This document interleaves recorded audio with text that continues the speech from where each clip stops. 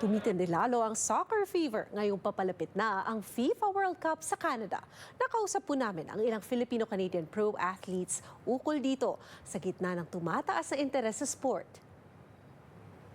Paano man lalaban ang walang kalaban-laban? Ilang Filipino-Canadians ang kabilang sa Pacific FC, isa sa mga kupunan sa Canadian Premier League. Every game I see the flags flying and Philippines is right at the top, right next to Canada. It gives me a sense of pride. Nakabase sa Langford, British Columbia, bigo man sa pagiging training base camp para sa gaganaping FIFA World Cup. Isa ang Pacific FC sa mga nagpapalaganap ng interes sa football, lalo na sa Greater Victoria area sa Vancouver Island. The World Cup is here. It's an incredible experience that we're going to be so close to the world's best players. It's bigger than any Super Bowl, bigger than any Rugby World Cup. This is the biggest event in the world. That's always been the dream, playing in front of 70,000 every single week. That's always been my dream as a kid.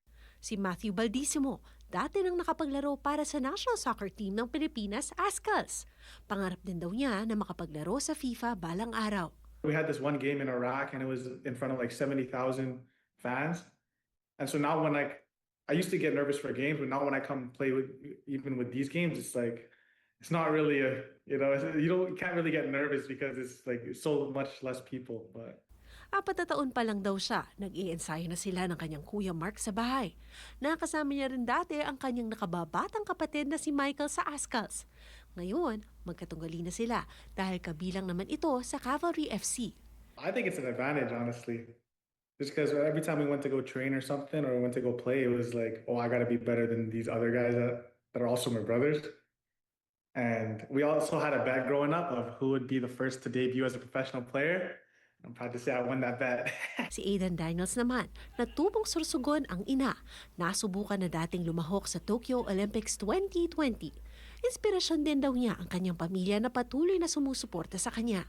I'm really close with my family, so all the sacrifices that my parents and my titos and my lola used to do for me growing up, it's kind of the way I repay them is through how I am on the field. Ang Filipino-Chinese-Scottish-Canadian naman na si Kaden Chong, bago sumapi sa Pacific FC, nakapaglaro na rin sa labas ng Canada.